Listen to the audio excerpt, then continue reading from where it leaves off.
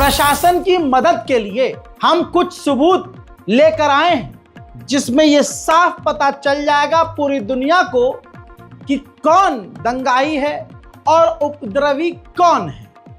भूल जाइए, मोदी जी ने एक वक्त खुद कहा था उपद्रवी कपड़ों से पहचाने जा सकते हैं। उस पर हम बात नहीं करेंगे, फैक्ट पर आएंगे और कुछ बड़े सवाल खड़े करेंगे।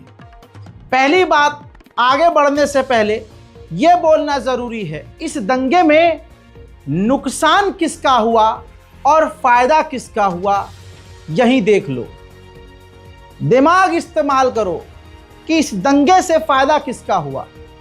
पॉलिटिकल पार्टी का, बीजेपी का, आरएसएस का, हिंदू संगठन का। बजरंग दल ने दंगे की वीडियो को सोशल मीडिया पर अपने भगवा सॉन्ग के साथ, हिंदूवादी सॉन्ग के साथ एज अ प्राउड शेयर किया और वो हमेशा करते हैं। उनका ये फायदा हुआ, मार्केटिंग। फिर उसके बाद जो काम इनको दिया गया था नफरत फैलाने का, इन्होंने अपने काम को बखूबी किया और जहां से आदेश था उनका भी मकसद कामयाब हुआ। सब फायदे में रहे, सब के सब। नुकसान में कौन रहे? बेचारे मुसलमान।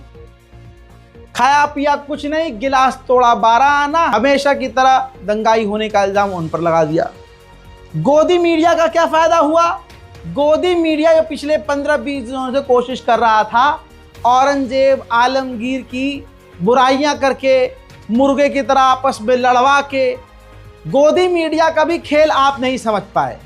आपने बहुत सारे डिबेट्स में ये देखा होगा कि अगर कोई एंकर होता है, वो एंकर हिंदू तरफदारी करता है, जो सत्ताधारी नेता होता है उसी का प्रवक्ता बन जाता है। पीछे जो भीड़ बैठी होती है नेताओं के और कैमरे के सामने, जिसे जनता जनार्दन कहते हैं, वो जनता जनार्दन नहीं होती। उसमें भी सारे के सारे 100% हिंदुओं को ही बिठाया जाता है, जो हिंदू दल से होते हैं, हिंदू यूनिवर्सिटी से होते हैं, यूनिवर्सिटी के हिंदू कट्टरवादी छात्र होते हैं। और इस पूरी हिंदूवादी भीड़ में भाई देखो ना, चैनल का मालिक हिंदू, चैनल का एंकर हिंदू, चैनल पर जो बुलाया गया व्यक्ति है 90% वो सारा हिंदू नेता, हिंदू प्रवक्ता, और 2 या 3 मुसलमानों को इसमें बिठा लेते हैं। चारों तरफ स्टूडियो में हिंदू, मुसलमान कुछ हक बात कहते तो पीछे से वो जनता कहती हो, और मुसलमान व्यक्ति कोई जवाब दे दे, सही जवाब, तो उधर से हिंदू प्रवक्ता जैसे ही कमजोर पड़ने लगता है तो बीजेपी की तरफ से यही एंकर चीखने लगते हैं, नहीं नहीं नहीं बोलने नहीं देंगे, नहीं नहीं आप चुप, मौलाना आप चुप, अरे मौलाना, अरे मौलाना, अरे मौलाना, अरे। ये चीज समझ में नहीं आती है किसी को, ऐसा हमें लगता है। लेकिन दुनिया अंधी नहीं है, गुरूक नहीं ऐसी की तैसी इनकी कर दी है। तभी तो मोदी जी ने गुरूक छोड़ दिया है लगभग। अब चूंकि कुछ कह नहीं सकते ना, गुरूक एलन मस्क को कुछ कहेंगे तो ट्रम्प से कह के बीजेपी क्या ही लंका लगवाएगा वो, तो इसलिए 56 इंच की छाती उसको इस तरह से जवाब दे रही है कि अब वो जो ट्रम्प का जो सोशल मीडिया प्लेटफॉर्म है ट्रुथ सोशल, मोदी जी उस पर चले गए हैं। सबूत की बात कर रहा था मैं कि नागपुर में सबूत क्या है कि दंगा किसकी तरफ से था। सबूत बहुत पहले से मौजूद है। हर जगह औरंगजेब के नाम पर मुसलमानों को भड़काने, गाली बकने का काम चल रहा था और हिंदू संगठनों को बड़ी कामयाबी मिली। अब एज इट इज जैसे वीडियो आया है वैसे ही लगा रहा हूं। देखिए, यह गोदी मीडिया का सबसे टॉप लेवल का चैनल है जो मुसलमानों के खिलाफ दंगा भड़काता है, मुसलमानों के खिलाफ प्रोपेगेंडा दिखाता है, चलाता है, एजेंडा चलाता है पूरा। टीवी 9 भारतवर्ष, साफ साफ देखिए, ऊपर से नीचे तक पूरा पैराग्राफ है और वीडियो के ऊपर लिखा हुआ है नागपुर में बवाल से पहले का वायरल वीडियो आया सामने। अब आप लाल घेरे के अंदर भगवा झंडा और इनके तमाम चेहरे आपके सामने हैं। आपको दिख रहा है कि दंगे से पहले, बवाल से पहले, ये बवाल सड़कों पर कौन काट रहा था, टीवी 9 भारतवर्ष ने लिखा है कि नागपुर में आज औरंगजेब की कब्र को लेकर दो गुटों के बीच हिंसा हो गई। अब सोशल मीडिया पर एक वायरल वीडियो सामने आया है जिसे हिंसा के ठीक पहले का बताया गया है। यह वीडियो नागपुर के महल क्षेत्र में दो गुटों के बीच बहस छिड़ी दिख रही है। दोस्तों, अब आप देख लीजिए, तलवार किसके हाथ में है, लाठी किसके हाथ में है, भगवा झंडा किसके हाथ में है, हथियार किसके हाथ में है, आपत्तिजनक शब्द कौन बोल रहा है।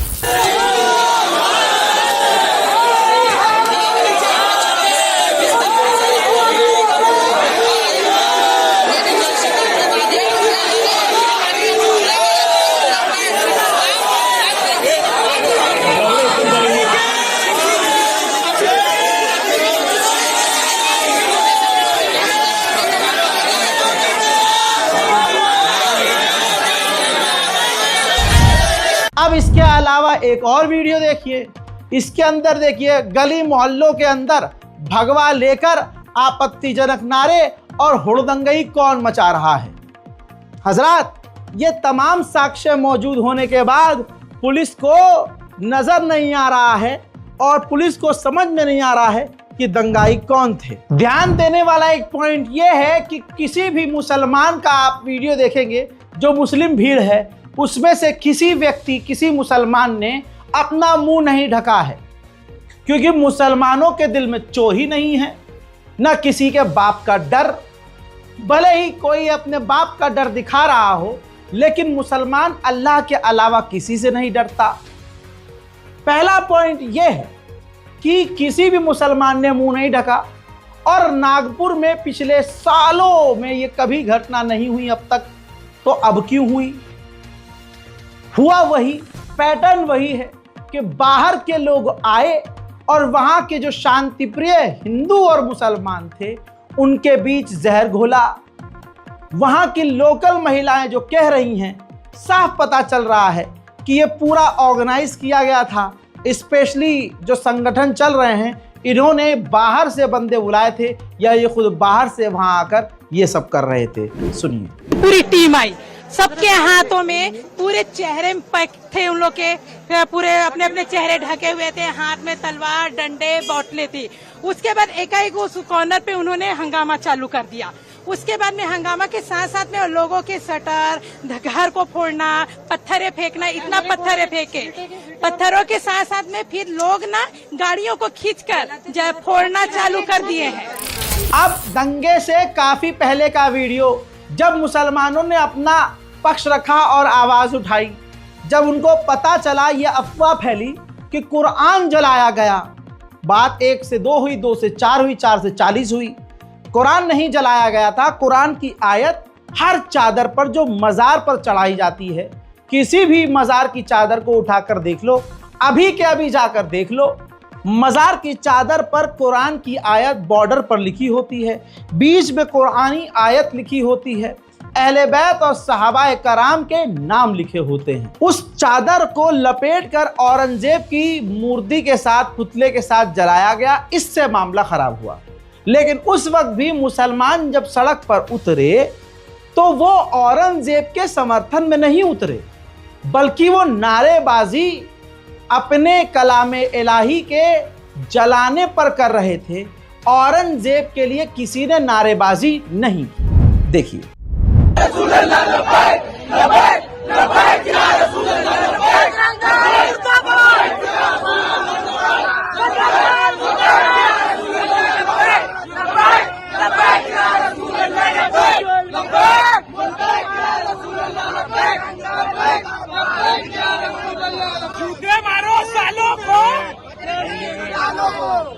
मेरे भाई चलो, बहुत हो गया।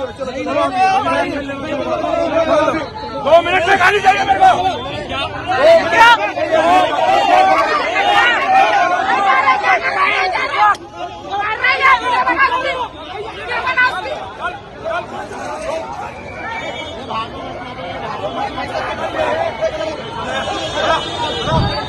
इन तमाम मामलों में वारिस पठान का क्लियर कट मैसेज है कि हम सभी को कानून पर भरोसा है, और अगर कोई भी दंगाई है, चाहे इधर का या उधर का, उसके खिलाफ सख्त कार्रवाई हो। आगे जो भी उन्होंने कहा सुनना जरूरी है। देखिए, अभी हमको भी जानकारी मिली कि नागपुर के अंदर कुछ पथराव हुए, वायलेंस हुए, तो हम तो हर किस्म की वायलेंस का पुरजोर से खंडन करते हैं। वायलेंस नहीं होना चाहिए, सभी को कायदे कानून का पालन करना चाहिए। पर ये क्यों हुआ, किस लिए हुआ, ये सब चीज की पूरी तरह से महाराष्ट्र सरकार को जांच करनी चाहिए। देखिए, हम तो कितने दिनों से बोल रहे हैं कि महाराष्ट्र के अंदर कुछ बीजेपी के ऐसे नफरती चिंटू आ गए जो बस दिन भर आग भड़काने का काम कर रहे हैं, नफरती भाषणबाजी कर रहे हैं। अभी कल भी इनका एक बाहर से आए थे, हैदराबाद से, उन्होंने आके पुणे के अंदर एक भाषण दे दिया। अब ये सारी चीजें जो है ये नफरत फैला रही है ना। हम तो पहले से बोल रहे हैं कि ऐसे लोगों के ऊपर लगाम लगाए सरकार, वरना देखिए आज किस स्थिति में चला गया है। अब महाराष्ट्र के अंदर हुआ, हम बोल रहे थे कि महाराष्ट्र में काफी दिनों से कुछ लोग चाहते हैं कि तनाव पैदा हो, चाहते हैं कि नफरत बढ़ के, चाहते हैं कि इस तरह का वायलेंस हो।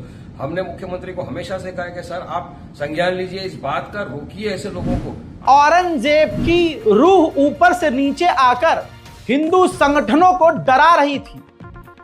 ये वो संगठन है जो जिंदा से नहीं मुर्दा से लड़कर अपने आप को हीरो समझते हैं। माननीय संजय राउत ने बहुत पहले यह बात बोली और दंगे से पहले यह बात बोली। बजरंग दल, विश्व हिंदू परिषद और राष्ट्रीय स्वयं सेवक संघ जैसे संगठनों का एक ही काम रह गया है, दंगे करवाना, मस्जिदों पर हमले करना और हिंदू युवाओं को भड़काना।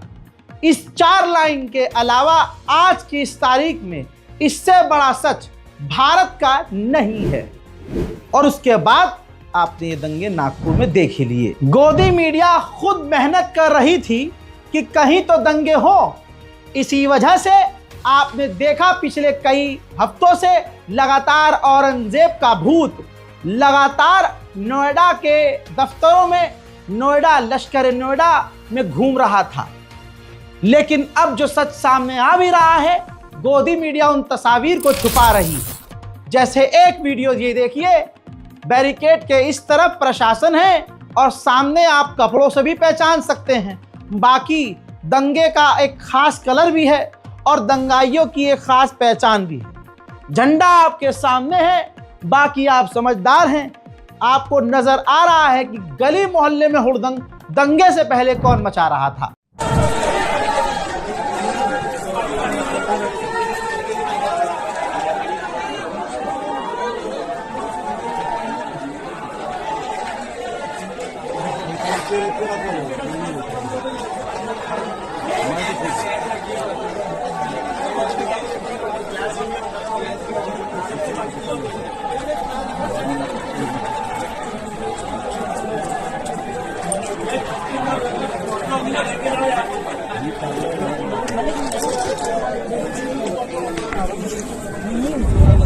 इन दंगों में गोदी मीडिया का एक अहम किरदार रहा है।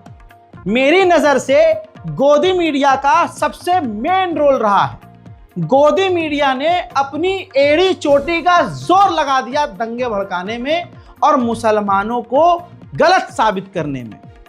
हजरत मोहतरम टी राजा, जो पिछले कई सालों से लगातार मुसलमानों को ओपनली मारने, काटने, मिटाने और इस्लाम के खिलाफ आपत्तिजनक बयान देने में पीएचडी कर चुका है, शासन प्रशासन जानता है, इस पर दर्जनों केस दर्ज हैं, लेकिन शर्त के साथ बेल पर बाहर आने के बावजूद ये भीड़ का हिस्सा बनता है और हेट स्पीच देता है।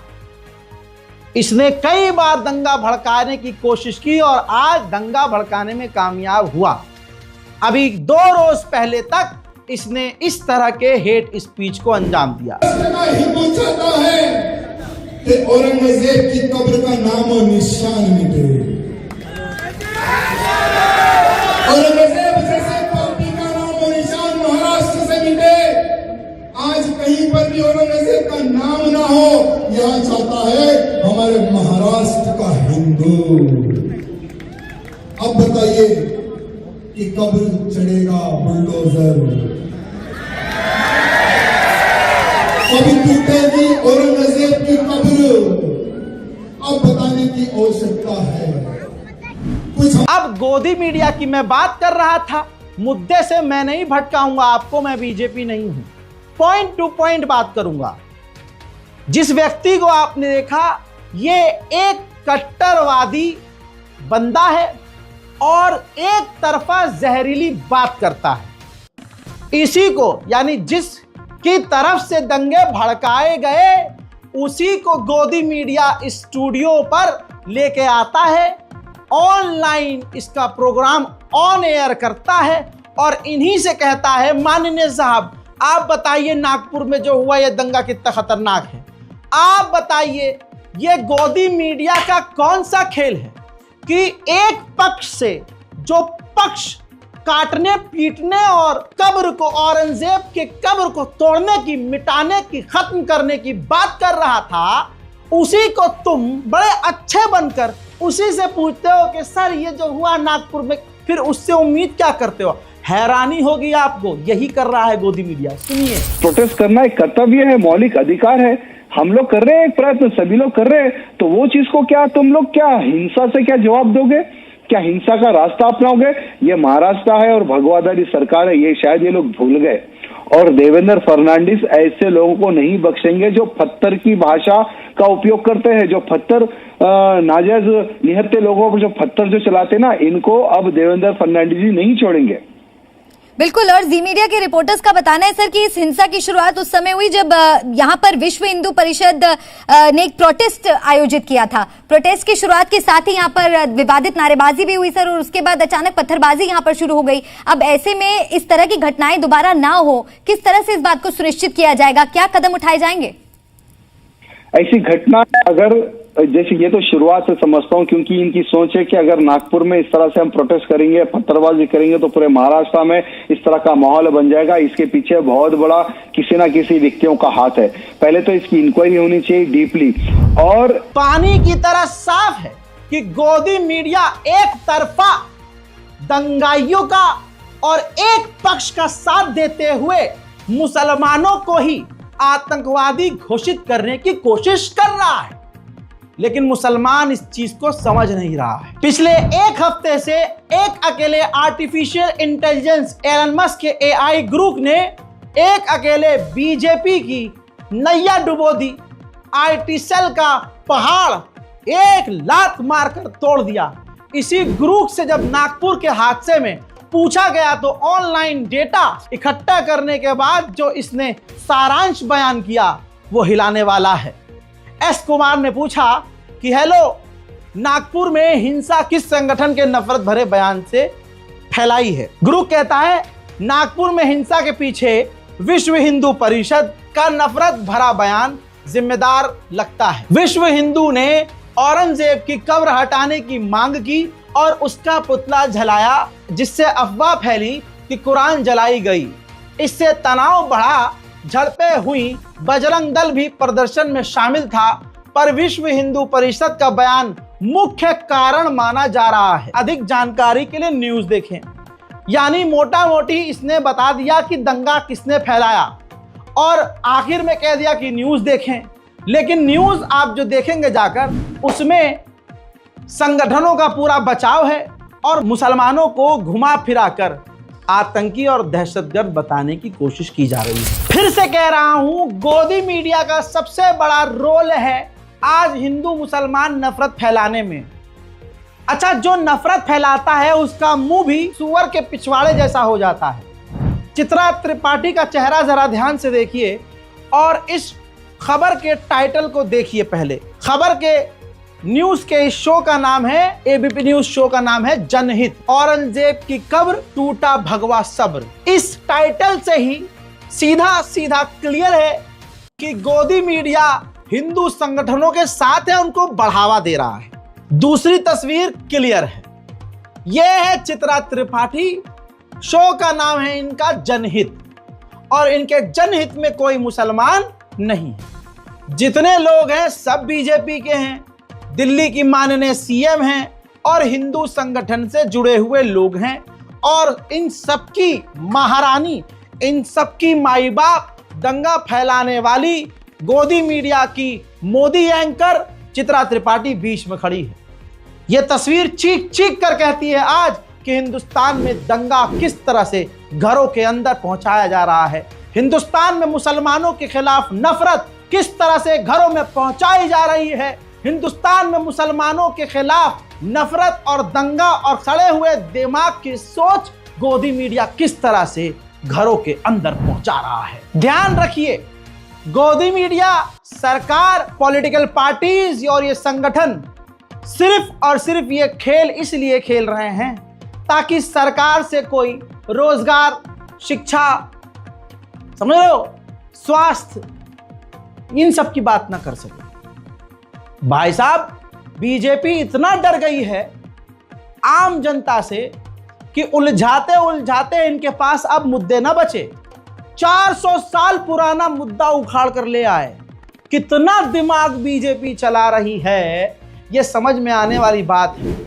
कार्टूनिस्ट का ये कार्टून आपकी दिमाग की नसों को अगर गोबर नहीं भरा है खोलने का काम करेगा। हजरात, कार्टूनिस्ट आलोक ने ये कार्टून क्रिएट किया है जिसमें आप देखिए बहुत बड़ा पैगाम है। औरंगजेब का मुद्दा सबसे ऊपर है। गुंडागर्दी, महंगाई, कर्जा, बेरोजगारी, पापी समस्या, प्रदूषण, न जाने कितने देश भर के मुद्दे हैं, वो कागजात सारे नीचे पड़े हैं, लेकिन सबसे ऊपर मुद्दा इस वक्त औरंगजेब का है। हज़ार ऐसे बहुत लोग हैं जो फैक्ट पर बोल रहे हैं। शिवसेना बहुत क्लियर बोल रही है कि ये फजूल का मामला बनाया गया है। इसी तरह से बीजेपी के ही दिग्गज नेता रामदास आठवले पहले ही बोल चुके कि औरंगजेब की कब्र को तोड़ना पॉइंटलेस है, इसका कोई बेनिफिट ही, यूज ही नहीं है, इसका मतलब सेंसलेस बात। सुनिए तो सही कि उसी औरंगजेब को यहाँ गाड़ दिया है और जहाँ गाड़ दिया है वहाँ उनकी कब्र है। मुझे लगता है भाई इतने सालों से वहाँ कब्र है तो उधर हटाने का और ऐसा करने की कोई आवश्यकता नहीं है। मेरा मतलब ये है कि भाई औरंगजेब जो है इन्होंने बहुत बड़ा गलत काम किया था और उसकी यादगार रहनी चाहिए। सच्चाई ये है दोस्तों, सुन तो लिया आपने, सच्चाई ये है कि पूरे देश भर में तमाम हिंदू एक जैसे नहीं हैं। मोहब्बत अभी भी कहीं ना कहीं उखड़ती हुई सांस ले रही है। नफरत के इस सैलाब में इस तस्वीर को देख लीजिए और शेयर कीजिएगा दोस्तों। मुरादाबाद में कुंदरकी के भाजपा विधायक ठाकुर माननीय रामवीर सिंह ने अपने कार्यालय पर होली के अवसर पर रोजा इफ्तार और नमाज का प्रोग्राम रखा। बड़ी संख्या में मुस्लिम शामिल हुए। गंगा जमुना तहजीब का ये पूरा संगम आपके सामने है। हजरात, अब एक और एक्सक्लूसिव सबूत दिखा रहा हूं। ये वो सबूत है जिससे साबित होगा कि बजरंग दल पहले से ही मारपीट और दंगा भड़का रही थी और मामला खराब कर रही थी। बताने वाले ने बताया है कि पुलिस साथ उन्हीं का दे रही थी। दंगे से ये घंटों पहले का वीडियो है, ये दिमाग में याद रखिएगा। और बताने वाले बता रहे हैं कि चादर को जलाया गया जिस पर कलमा तैयबा लिखा था और उल्टा फिर जो मुसलमान लोग नमाज पढ़कर निकल रहे थे, जिसमें मुस्लिम स्कूल के बच्चे भी थे जो ड्रेस में हैं, उनके ऊपर एक तरफा पुलिस ने अत्याचार किया। सुनिए। आज सोमवार 17 मार्च बजरंग दल वालों ने शिवाजी पुतले के पास कलमे की चादर को जलाया। पुलिस प्रशासन के सामने आपत्तिजनक नारे लगाए और पुलिस प्रशासन ने मस्जिद से बच्चे नमाज पढ़ के निकल रहे थे, इन बच्चों पर लाठीचार्ज किया। ज़बरदस्ती लाठीचार्ज हुआ। पुलिस वालों ने गणेशपेट थाने के और कोतवाली थाने के जो स्टाफ है वो स्टाफ ने इन लोगों के ऊपर ज़बरदस्ती लाठीचार्ज किया। ये बच्चे नमाज पढ़ के मस्जिद से बाहर निकल रहे थे। जी राजा भाई, इसको हम लाठीचार्ज ही बोलेंगे, इसको अत्याचार बोलेंगे, मारना बोलेंगे। लाठीचार्ज होता है तो सब पे होता है, उसको लाठीचार्ज कहा जाता है। ये बच्चों को मारा गया, जबकि ये बच्चे आप देख सकते हैं कपड़ों से क्या दिख रहे हैं। ये स्टूडेंट बच्चे देख सकते हैं कि सूरते देखकर को मार दिखा डायरेक्ट हम लोग नमाज पढ़ना है। ये पुलिस वालों की तरफ से बच्चों को डंडा पड़ा हमारा। ये स्टूडेंट बच्चे हैं, ये इनके हाथों पे तो ये डीसीपी साहब इनने लाठीचार्ज करे। साहब जैन साहब, मेरे प्यारे देशवासियों, ये समझने की कोशिश करो कि कौन दंगे के पीछे है। जिसका गढ़ है ये नागपुर, उसी गढ़ का जो बंदा है देवेंद्र फडणवीस, जो खुद वहां के माननीय सीएम हैं, अभी चंद रोज पहले तक ये रिपोर्ट आपके सामने है, औरंगजेब के मकबरे को तोड़ने की बात पता नहीं क्यों ये कर रहे थे। भाई सत्ता में तुम हो, डर किस बात का? शासन में तुम हो, डर किस बात का? प्रशासन में तुम हो, डर किस बात का? प्रधानमंत्री तुम्हारा, डर किस बात का? राष्ट्रपति तुम्हारा, डर किस बात का? विदेश मंत्री तुम्हारा, डर किस बात का? आरएसएस तुम्हारी तरफ, डर किस बात की? देश के तमाम हिंदू तुम्हारी तरफ, डर किस बात का? डर शायद इस बात का क्योंकि काम दिखाने के लिए कुछ नहीं है। मेरे हिंदू भाइयों को देने के लिए तुम्हारे पास वायलेंस और नफरत के खिलाफ कुछ नहीं है। मुसलमान को तो छोड़ दो, मुसलमान को तो सुकून से रहने दो, वही बहुत बड़ी बात है। ऐसे हम सांस मुसलमान ले लें, यह बहुत बड़ी बात है। तुम्हें किस चीज की कमी है? तुम्हें क्यों नफरत के बयान देने पड़ रहे हैं? वो शायद इसलिए ताकि हमारे हिंदू भाइयों को सरकारी नौकरी देने न पड़ जाए, ताकि हमारे हिंदू भाइयों का भविष्य, उनको बेहतर मांगने की वो लोग कोशिश ना करने लगे कि हमें अच्छा भविष्य चाहिए, हमें भीड़ का हिस्सा नहीं बनना, हमें दंगे का हिस्सा नहीं बनना, हमें इस अपराध का हिस्सा नहीं बनना। इसलिए धर्म का नशा चटाकर नफरत की अजवाइन चुसा रहे हैं उन्हें आप। देवेंद्र फडणवीस जी ने यह बात कही कि औरंगजेब का हम उखाड़ देंगे, औरंगजेब की हम वो मजार हटा देंगे, कब्र तोड़ देंगे। अरे आप सीएम हैं, पद की गरिमा रखिए। आप सिर्फ हिंदुओं के सीएम नहीं हैं, आप उस पूरे प्रदेश के सीएम हैं। आपका तो अलग रौला होना चाहिए। आपको तो डाहे, ये हिंदू भी मेरे या मुसलमान भी मेरे हो, मेरे क्षेत्र में कोई दंगे फसाद और गुंडई की मवाली की बात नहीं करेगा। क्या हुआ देवेंद्र जी? आपको किस चीज की कमी? हजरात, यही सच्चाई है। इस रिपोर्ट को शेयर कीजिए और ज्यादा से ज्यादा दुआ कीजिए कि हमारे देश में शांति, अमन आए। मुसलमानों, सब्र करना और दिमाग का इस्तेमाल करना। कोई भी कदम उठाना, दिमाग का इस्तेमाल करना। इस वक्त तमाम देश में जितने एडवोकेट जो सिरात मुस्तकीम पर हैं, हाथ जोड़कर मेरी अपील है कि अब आपको आगे का सारा खेल पता है। मुसलमान ही एक तरफा जेल में बंद होगा और मुसलमान के ही घरों पर बिल्डोजर चलेगा।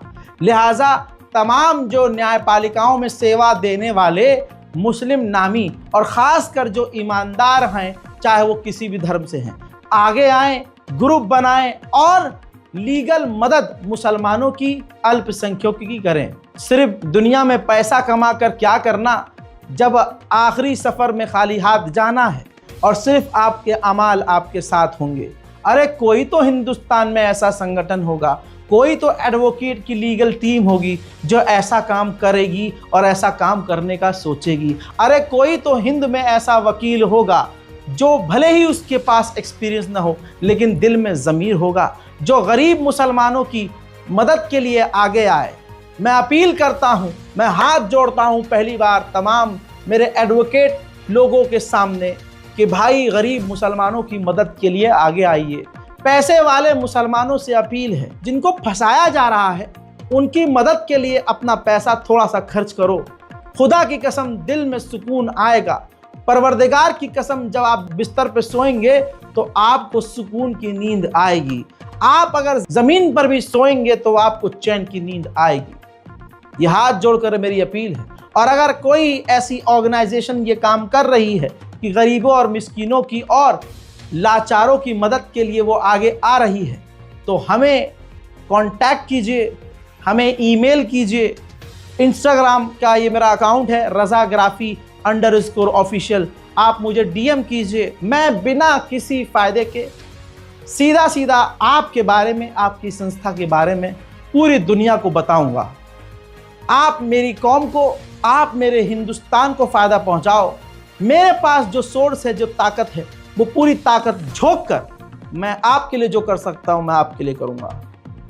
ये मेरा ईमान है, ये मेरी देशभक्ति है, ये मेरा जज्बा है। जय हिंद।